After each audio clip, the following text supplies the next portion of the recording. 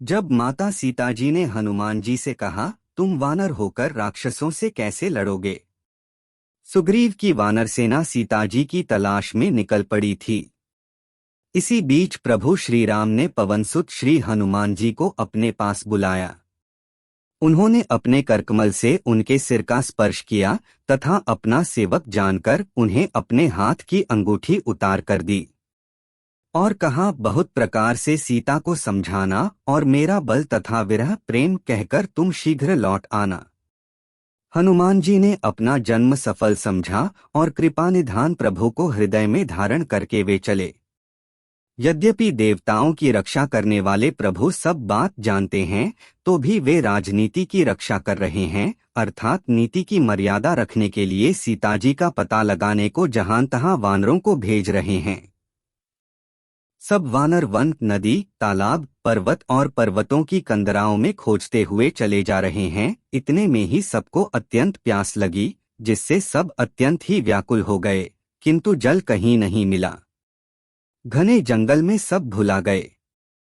हनुमान जी ने मन में अनुमान किया कि जल पिए बिना सब लोग मर जाएंगे। पवन कुमार हनुमान जी पर्वत से उतर आए और सबको ले जाकर उन्होंने वह गुफा दिखलाई। सबने हनुमान जी को आगे कर लिया और वे गुफा में घुस गए। देर नहीं कि अंदर जाकर उन्होंने एक उत्तम उपवन, बगीचा और तालाब देखा, जिसमें बहुत से कमल खिले हुए हैं। वहीं एक सुंदर मंदिर है, जिसमें एक तपोमूर्ति स्त्री बैठी है। दूर से ही सबने उसे सिर नवाया और पूछने पर अपना सब वृत्तांत कह सुनाया।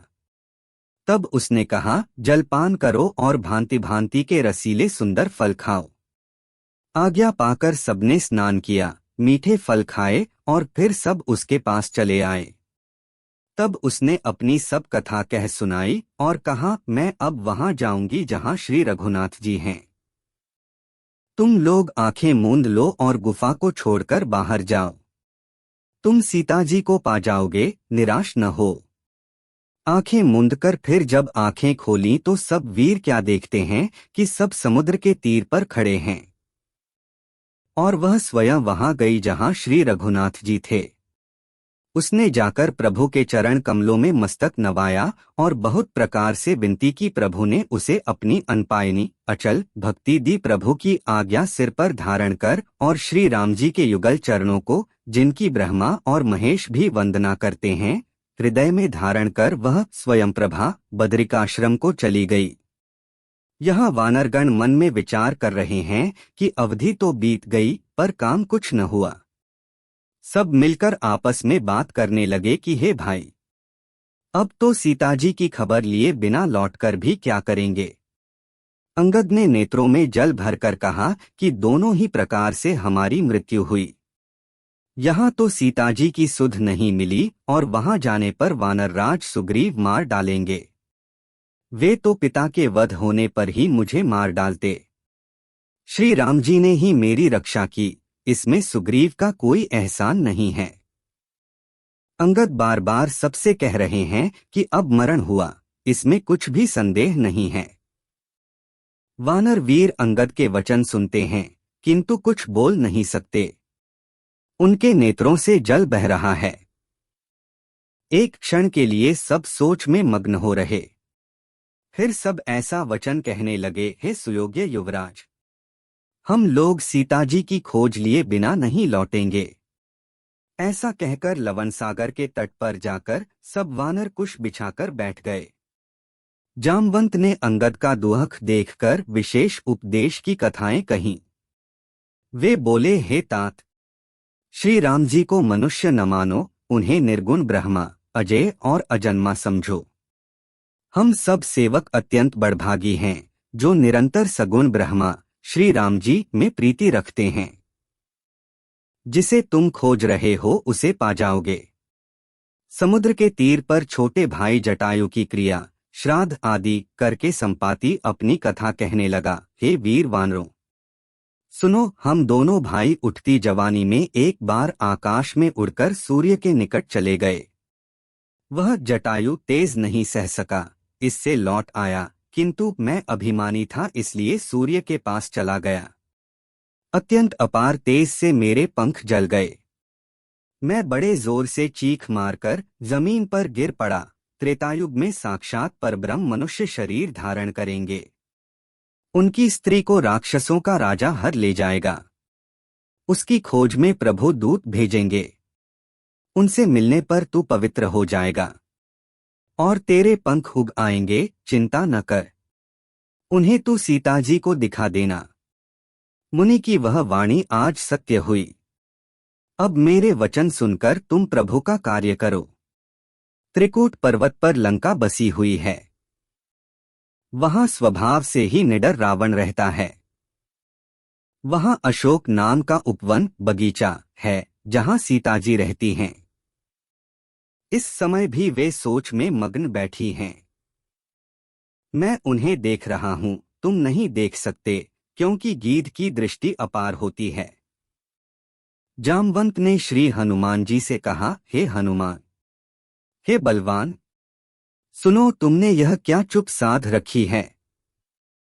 तुम पवन के पुत्र हो और बल में पवन के समान हो। तुम बुद्धि विवेक और विज्ञान की खान हो। जगत में कौन सा ऐसा कठिन काम है जो हेता तुमसे न हो सके?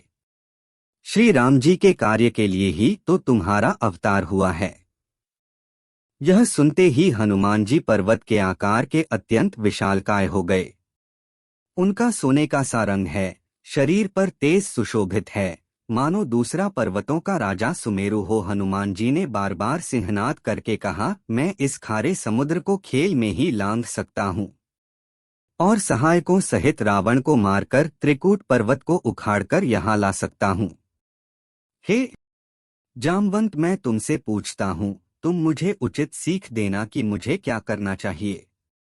जामवंत ने कहा, हे तात, तुम जाकर इतना ही करो कि सीताजी को देखकर लौट आओ और उनकी खबर कह दो। फिर कमलनयन श्री राम जी अपने बाहुबल से ही राक्षसों का संहार कर सीताजी को ले आएंगे। पर्वत पर चढ़कर उन्होंने लंका देखी। बहुत ही बड़ा किला है, कुछ कहा नहीं जाता। वह अत्यंत ऊंचा है, उसके चारों ओर समुद्र है। सोने के परकोटे चहारदीवारी का परम प्रकाश हो रहा है। विचित्र मणियों से जड़ा हुआ सोने का परकोटा है, उसके अंदर बहुत से सुंदर सुंदर घर हैं। चौराहे, बाजार, सुंदर मार्ग और गलियां हैं। सुंदर नगर बहुत प्रकार से सजा हुआ है। हाथी, घोड़े, खच्चरों के समूह तथा पैदल और रथों के समूहों को कौन गिन सकता है। अनेक रूपों के राक्षसों के दल हैं। उनकी अत्यंत बलवती सेना वर्णन करते नहीं बनती। वन, बाग, उपवन, बगीचे, फुलवाड़ी, तालाब, कुएं और बावलियां सुशोभित हैं।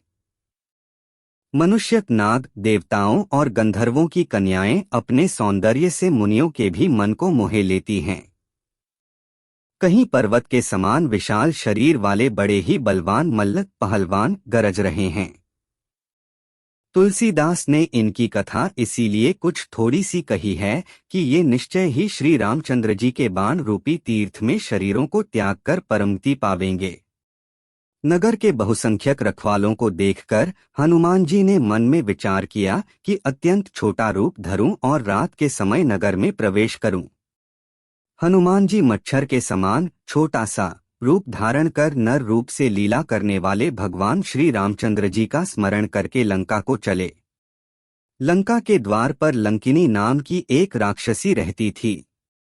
वह बोली, मेरा निरादर करके बिना मुझसे पूछे कहाँ चला जा रहा है?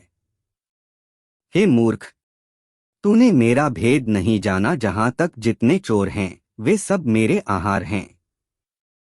महाकपि हनुमान जी ने उसे एक घूंसा मारा, जिससे वह खून की उल्टी करती हुई पृथ्वी पर लुढ़क पड़ी। वह लंकिनी फिर अपने को संभालकर उठी और डर के मारे हाथ जोड़कर विनती करने लगी।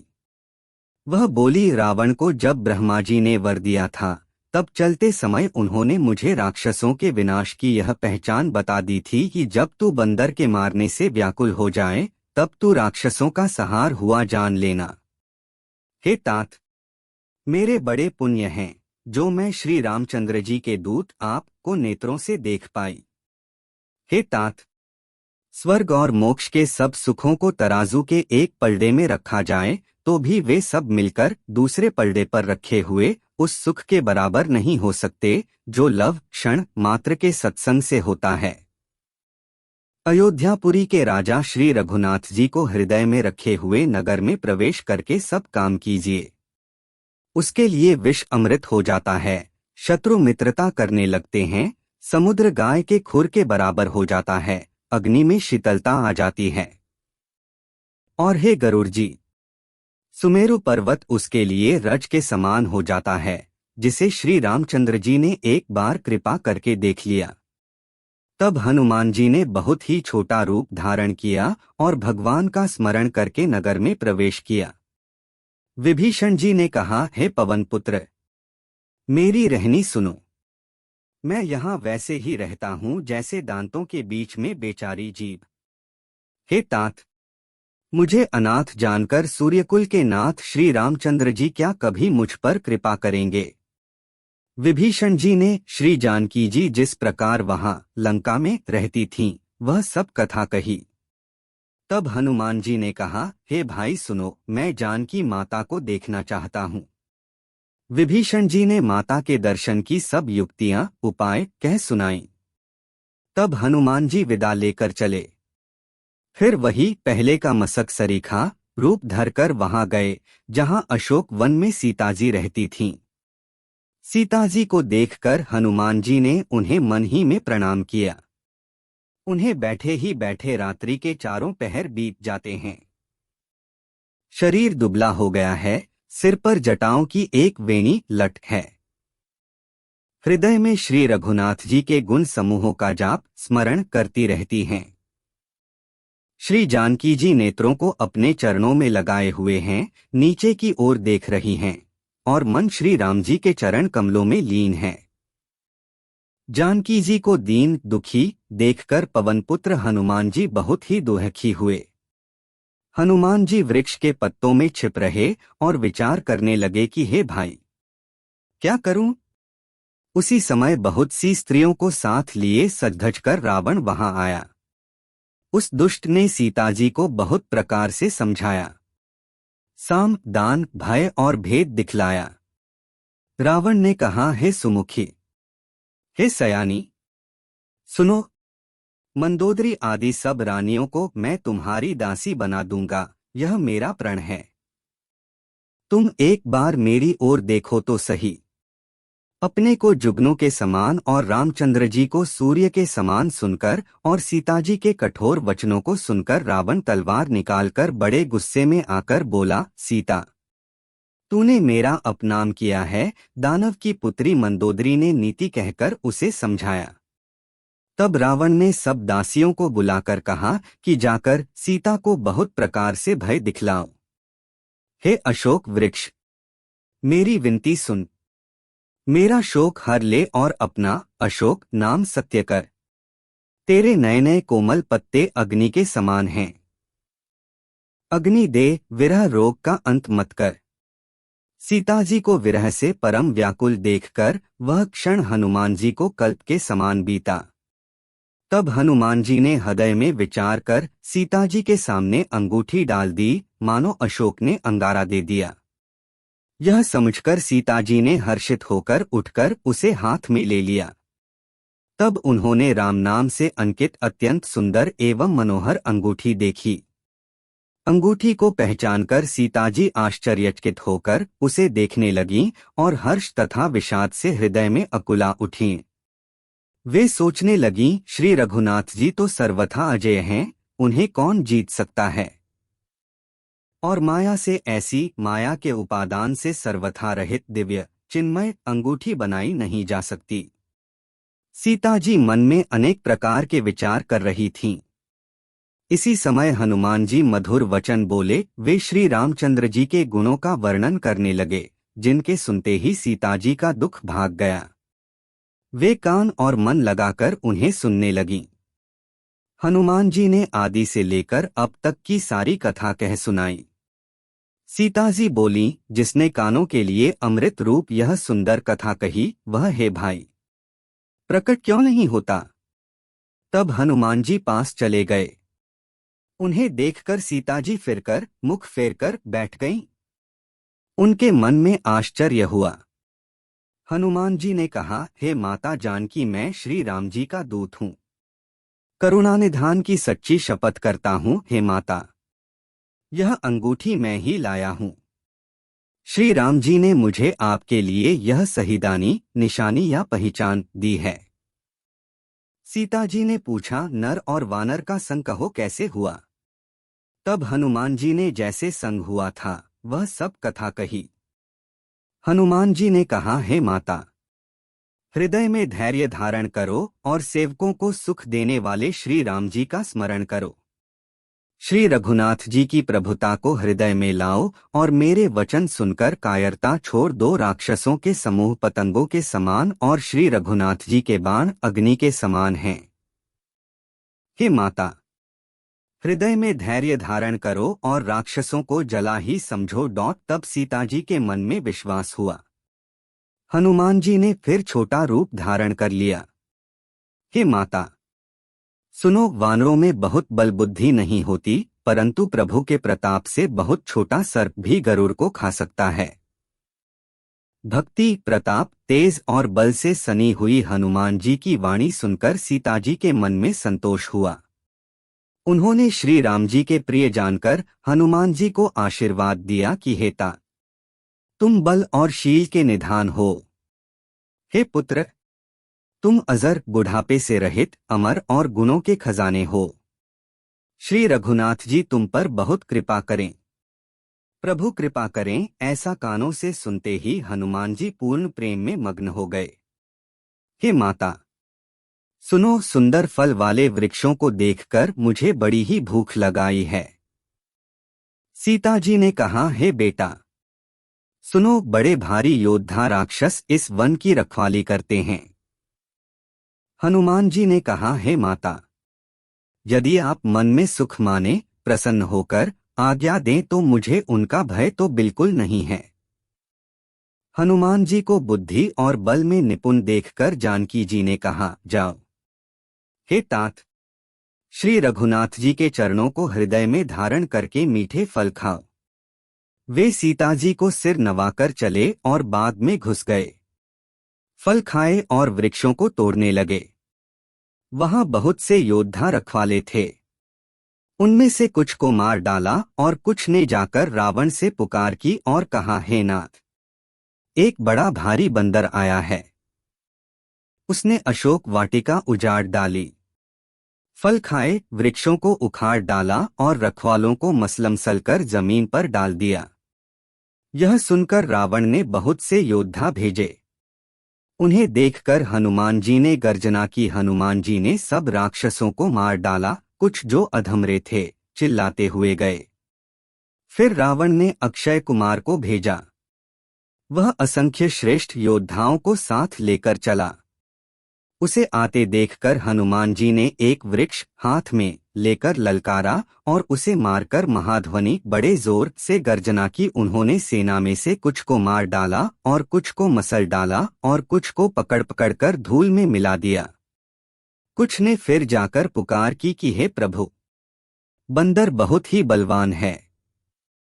पुत्र का वध सुनकर रावण क्रोधित हो उठा और उसने अपने ज्येष्ठ पुत्र बलवान मेघनाद को भेजा। उससे कहा कि हे पुत्र, मारना नहीं, उसे बांध लाना। उस बंदर को देखा जाए कि कहाँ का है। हनुमान जी को देखकर रावण दुर्वचन कहता हुआ खूब हंसा। फिर पुत्र वध का स्मरण किया तो उसके हृदय में विषाद उत्पन्न हो गया। लंकापति रावण ने कहा, रे वानर, तू कौन है? किसके बल पर तूने वन को उजाड़कर नष्ट कर डाला? क्या तूने कभी मेरा नाम और यश कानों से नहीं सुना? रे शठ, मैं तुझे अत्यंत निःशंक देख रहा हूं। तूने किस अपराध से राक्षसों को मारा? रे, हे राक्षसों के स्वामी, मुझे भूख लगी थी इसलिए मैंने फल खाए। हनुमान जी ने कहा। हनुमान जी के वचन सुनकर वह बहुत ही कुपित हो गया और बोला, अरे, इस मूर्ख का प्राण शीघ्र ही क्यों नहीं हर लेते? सुनते ही राक्षस उन्हें मारने दौड़े। उसी समय मंत्रियों के साथ विभीषण जी वहां आ पहुंचे। उन्होंने सिर नवाकर और बहुत विनय करके रावण से कहा कि दूत को मारना नहीं चाहिए, यह नीति के विरुद्ध है। हे गोसाई, कोई दूसरा दंड दिया जाए। सबने कहा, भाई, यह सलाह उत्तम है। यह सुनते ही रावण हंसकर बोला, अच्छा तो बंदर को अंगभंग करके भेज लौटा दिया जाए। मैं सबको समझाकर कहता हूं कि बंदर की ममता पूंछ पर होती है। आठ तेल में कपड़ा डुबोकर उसे इसकी पूंछ में बांधकर फिर आग लगा दो। जब बिना पूंछ का यह बंदर वहां अपने स्वामी के पास जाएगा, तब यह मूख अपने मालिक को साथ ले आएगा, जिनकी इसने बहुत बड़ाई की है। मैं जरा उनकी प्रभुता सामर्थ्य तो देखूं। यह वचन सुनते ही हनुमान जी मन में मुस्कुराए और मन ही मन बोले कि मैं जान गया, सरस्वती जी इसे ऐसी बुद्धि देने में सहायक हुई हैं। रावण के वचन सुनकर मूर्ख राक्षस पूंछ में आग लगाने की तैयारी करने लगे। पूंछ के लपेटने में इतना कपड़ा और घी तेल लगा कि नगर में कपड़ा, घी और तेल नहीं रह गया। हनुमान जी ने ऐसा खेल किया कि पूंछ बढ़ गई, लंबी हो गई। नगरवासी लोग तमाशा देखने आए। वे हनुमान जी को पैर से ठोकर मारते हैं और उनकी हंसी करते हैं। ढोल बजते हैं, सब लोग तालियां पीटते हैं। हनुमान जी को नगर में फिराकर फिर पूंछ में आग लगा दी। अग्नि को जलते हुए देखकर हनुमान जी तुरंत ही बहुत छोटे रूप में हो गए। बंधन से निकलकर वे सोने की अटारियों पर जा चढ़े। उनको देखकर राक्षसों की स्त्रियां भयभीत हो गईं। उस समय भगवान की प्रेरणा से 49 पवन चलने लगे। हनुमान जी अट्टहास करके गरजे और बढ़कर आकाश से जा लगे। देह बड़ी विशाल परंतु बहुत ही हल्की फुर्तीली है। वे दौड़कर एक महल से दूसरे महल पर चढ़ जाते हैं। नगर जल रहा है, लोग बेहाल हो गए हैं। आग की करोड़ों भयंकर लपटें झपट रही हैं। हाय बप्पा, हाय मैया, इस अवसर पर हमें कौन बचाएगा? चारों ओर यही पुकार सुनाई पड़ रही है। हमने तो पहले ही कहा था कि यह वानर नहीं है, वानर का रूप धरे कोई देवता है। साधु के अपमान का यह फल है कि नगर अनाथ के नगर की तरह जल रहा है। हनुमान जी ने एक ही क्षण में सारा नगर जला डाला। एक विभीषण का घर नहीं जलाया। जिन्होंने अग्नि को बनाया, हनुमान जी उन्हीं के दूत हैं। इसी कारण वे अग्नि से नहीं जले। हनुमान जी ने उलट पलट कर एक ओर से दूसरी ओर तक सारी लंका जला दी। फिर वे समुद्र में कूद पड़े। पूंछ बुझाकर थकावट दूर करके और फिर छोटा सा रूप धारण कर हनुमान जी श्री जानकी जी के सामने हाथ जोड़कर जा खड़े हुए। हनुमान जी ने कहा, हे माता, मुझे कोई चिन्ह पहचान दीजिए, जैसे श्री रघुनाथ जी ने मुझे दिया था। तब सीता जी ने चूड़ामणि उतार कर दी। हनुमान जी ने उसको हर्षपूर्वक ले लिया। जानकी जी ने कहा, हे तात, मेरा प्रणाम निवेदन करना और इस प्रकार कहना, हे प्रभु, यद्यपि आप सब प्रकार से पूर्ण काम हैं, आपको किसी प्रकार की कामना नहीं है, तथापि दीनों दुखियों पर दया करना आपका विरध है और मैं दीन हूँ। आथ उस विरध को याद करके, हे नाथ, मेरे भारी संकट को दूर कीजिए।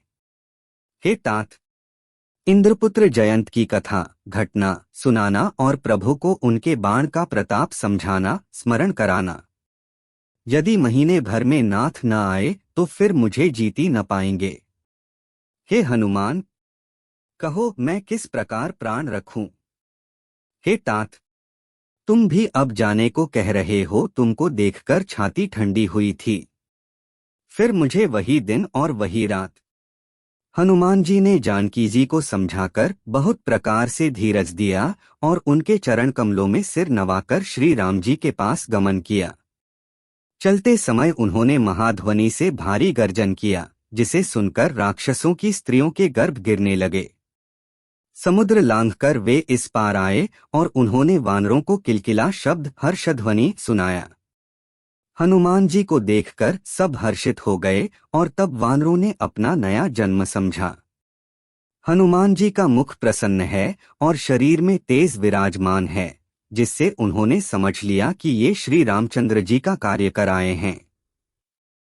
सब हनुमान जी से मिले और बहुत ही सुखी हुए, जैसे तड़पती हुई मछली को जल मिल गया हो। सब हर्षित होकर नए नए इतिहास वृत्तांत पूछते कहते हुए श्री रघुनाथ जी के पास चले।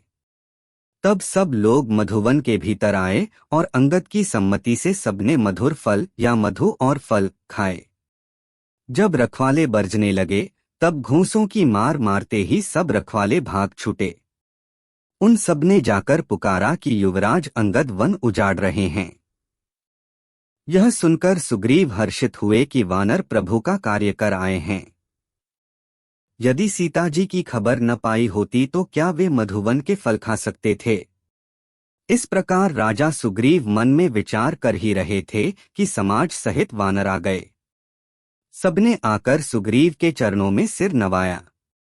कपिराज सुग्रीव सभी से बड़े प्रेम के साथ मिले। उन्होंने कुशल पूछी, तब वानरों ने उत्तर दिया, आपके चरणों के दर्शन से सब कुशल है। श्री राम जी की कृपा से विशेष कार्य हुआ। हे नाथ, हनुमान ने सब कार्य किया और सब वानरों के प्राण बचा लिए। यह सुनकर सुग्रीव जी हनुमान जी से फिर मिले और सब वानरों समेत श्री रघुनाथ जी के पास चले। श्री राम जी ने जब वानरों को कार्य किए हुए आते देखा, तब उनके मन में विशेष हर्ष हुआ। दोनों भाई स्फटिक शिला पर बैठे थे। सब वानर जाकर उनके चरणों पर गिर पड़े। दया की राशि श्री रघुनाथ जी सबसे प्रेम सहित गले लगकर मिले और कुशल पूछी। वानरों ने कहा, हे नाथ, आपके चरण कमलों के दर्शन पाने से अब कुशल है।